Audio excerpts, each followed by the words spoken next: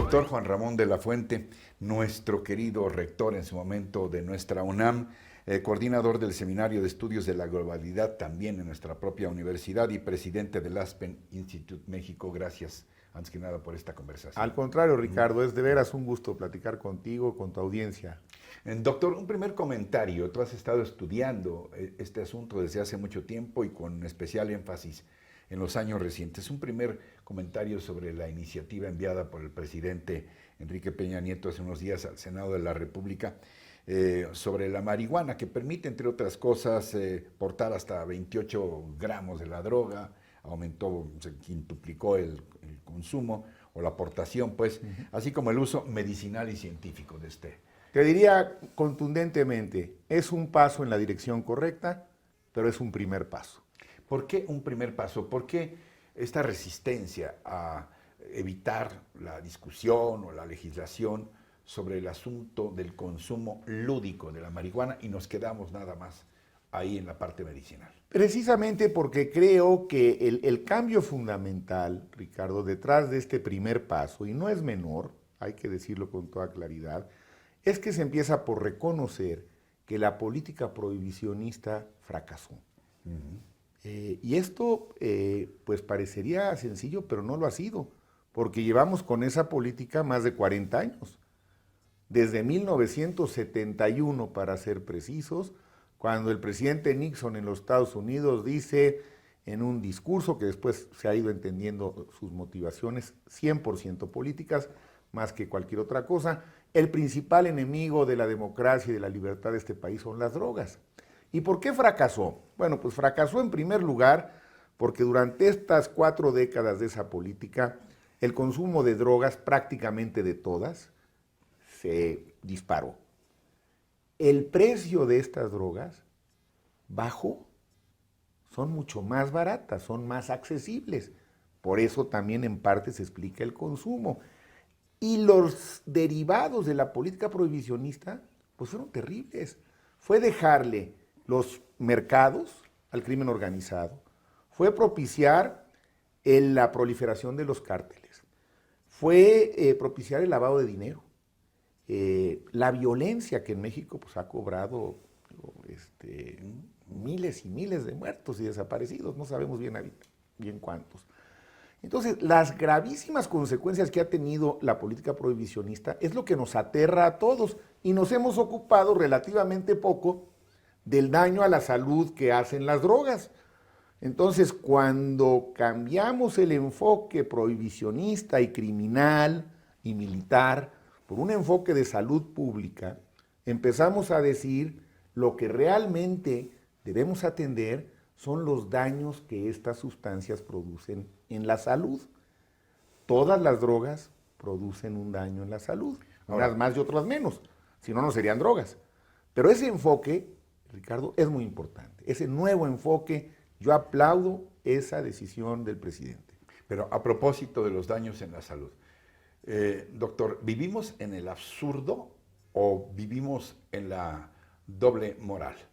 ¿Por qué el alcohol, siendo tan dañino, es legítimo? Vivimos en las dos cosas, Ricardo. En las dos cosas, ¿no?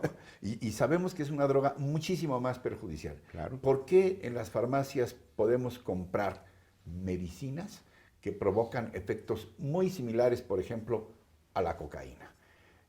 Y podemos comprar toda suerte de drogas legales en las farmacias. Y estas otras son ilegales y se genera lo que tú decías, estos sobreprecios, el tráfico, la disputa feroz, la violencia en las calles, claro, por los cárteles, por los territorios, en fin. ¿Qué pasa? ¿Por qué no nos hemos visto francamente frente al espejo y hablarnos claramente, doctor? Yo espero que empecemos a hacerlo, pero tienes toda la razón. A ver, analicemos una droga como la morfina. La morfina en la calle, en el mercado negro, es terrible, es una droga muy peligrosa. Es de las que tienen efectos, digamos, más tóxicos contra la salud. La morfina en un hospital, frente a un enfermo que tiene un dolor muy intenso, sí, que a lo mejor está muriéndose del dolor literalmente, dolor mismo, sí. Y esa misma sustancia en manos de un experto, de un médico, en una dosis controlada y aplicada de manera terapéutica, es verdaderamente una droga milagrosa, digamos, ¿no? Y es la misma sustancia. Pero ahí está la clave del asunto, ahí está lo absurdo. Si reconocemos que estas drogas pueden, algunas de ellas, tener efectos terapéuticos, incluida la marihuana, que es el segundo punto que mencionabas de la iniciativa del presidente. Ahorita que hablabas del Estado y su papel, ¿qué dirías de la experiencia reciente impulsada por el presidente Mújica? Ya no lo es en funciones, pero yo creo que es un hombre admirabilísimo. Admirable. Tuve la fortuna de entrevistarlo largo en público hace poco en la Feria Internacional del Libro en Guadalajara, y hablábamos mucho del modelo de Uruguay, en donde el Estado se ocupa desde la siembra, el control, para que tampoco haya elementos ahí que contaminen la propia droga, hasta la distribución. Y alguien dice, es que Uruguay es pequeñito y no es lo mismo México, pero no podríamos buscar, tú tuviste a tu cargo hace poco un libro, Marihuana y Salud, que nace de los trabajos de un gran grupo de investigadores. ¿No podríamos pensar en el mediano y largo plazo en un modelo similar? Yo creo que sí. Yo creo que sí, Ricardo, y estos son los pasos subsecuentes que habrá que dar. Ya el tema lo podemos debatir públicamente. El hecho de que ustedes en los medios lo aborden con diferentes puntos de vista, que el asunto forme parte de la discusión cotidiana en una sociedad abierta como es la mexicana, esto que estamos hablando ahora tú y yo, sí, probablemente... Impensable hace poco. Hace poco tiempo, no sé si tú te hubieras atrevido, y no sé si yo me hubiera atrevido, porque era un tema que estaba muy restringido a los ámbitos académicos, a las pláticas un poco personales, pero ventilarlo a la luz pública, decir, oigan, no podemos seguir como vamos, estas son sustancias que hay que entender de una manera diferente, es relativamente nuevo. A mí me gusta el modelo de Uruguay, yo creo que Mújica, como tú dices, el presidente Mújica, es un hombre que pasará a la historia, entre otras cosas, por haber tenido la audacia de lanzar un nuevo esquema de regulación. Otra vez, cuando decimos legalización, no queremos decir liberalización y que cada quien use la droga que quiera, en el lugar que quiera, la dosis que quiera, en el momento que quiera. No es cierto. Estamos hablando de una regulación por parte del Estado, lo que hizo Mújica.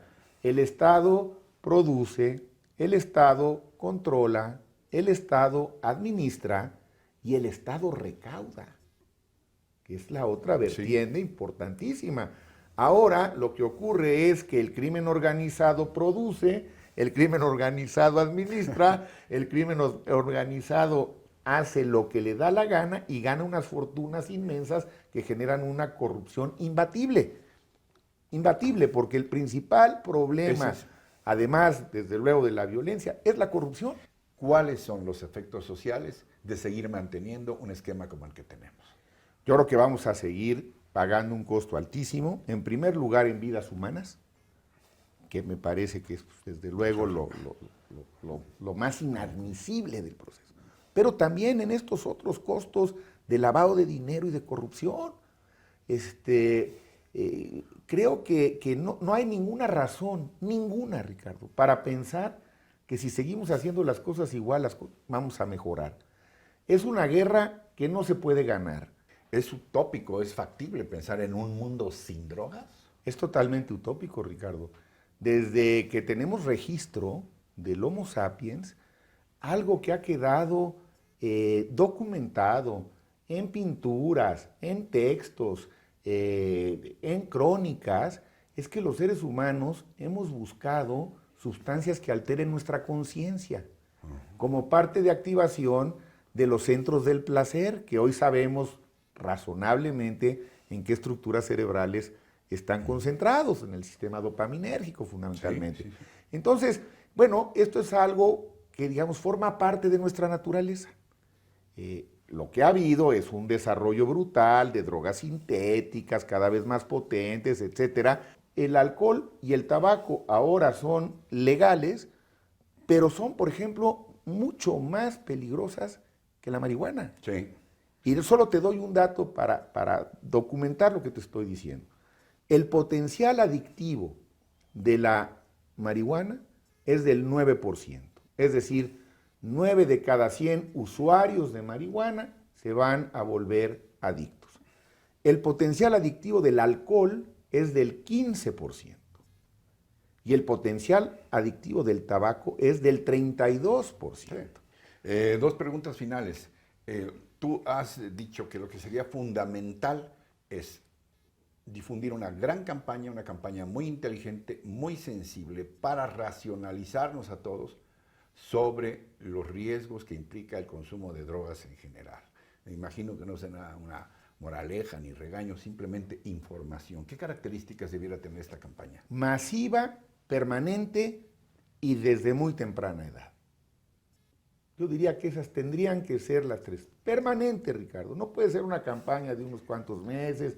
No, pero ¿qué opinas de las buenas conciencias? ¿Cómo les vas a hablar a los niños chiquitos de drogas? Bueno, ¿cómo les vas a hablar a los niños chiquitos del sexo? Estamos otra vez con una serie de prejuicios que con el debido respeto y el cuidado, yo le pregunto a los padres de familia que nos escuchan, que nos ven, ¿cómo pueden lidiar, cómo podemos lidiar con el problema de las drogas y nuestros hijos y los jóvenes? Pues yo no tengo más que una respuesta, Ricardo, que es informándoles, educándolos, previniéndolos. El principal problema de drogas en México es el alcohol, por mucho, por mucho. Fíjate, algo diferente ha ocurrido con el tabaco, que ha habido una gran campaña desde hace muchos años, ¿eh? Sí. Y en las escuelas y en algunos países más que en México, pero en México ahí vamos, y el consumo de tabaco, por primera vez en muchos años, empezó a declinar. Sí. Y no fue con cárcel, ni con castigos, fue con educación, fue con información, fue con prevención. Ninguna medida contra las drogas tendrá éxito si no va acompañada de una campaña permanente, muy intensa y a muy temprana edad. A muy temprana edad. Es mejor hablar con la verdad a los niños que ocultársela. ¿Algo más que quieras puntualizar sobre este tema, reserva de que platiquemos eventualmente sobre el mismo y darle seguimiento, doctor? Pues nada, Ricardo, preguntarle a aquellos sectores de nuestra sociedad que todavía pudieran tener algunas dudas, que son muy legítimas que usted tenga dudas sobre si estos cambios en la política sobre la marihuana nos van a ayudar o no. Yo les pregunto, si algún familiar cercano de ustedes tuviera un problema de uso de marihuana o de otras drogas, ¿dónde preferiría que fuera atendido? ¿En una cárcel o en un hospital? ¿Qué preferiría usted? ¿Que le impusieran una sanción, el sistema criminal, o que el sistema de salud le ofreciera un programa de tratamiento, de prevención y de rehabilitación? Pues esa es la pregunta que les hago y con eso te agradezco tu interés por este tema y por muchos otros, Ricardo, que desde hace mucho has seguido con mucho cuidado en salud, en educación, en muchos temas que compartimos. Doctor Juan Ramón de la Fuente, un honor. Gracias por recibirnos y de verdad siempre muy aleccionador y muy emocionante hablar contigo. Gracias, doctor. Gracias, Ricardo. Gracias. Y gracias también a ustedes por su atención, por su compañía y sobre todo lo que más aprecio, su confianza en este espacio. Yo los espero la próxima semana en otro Reporte 13. Hasta entonces, hasta siempre.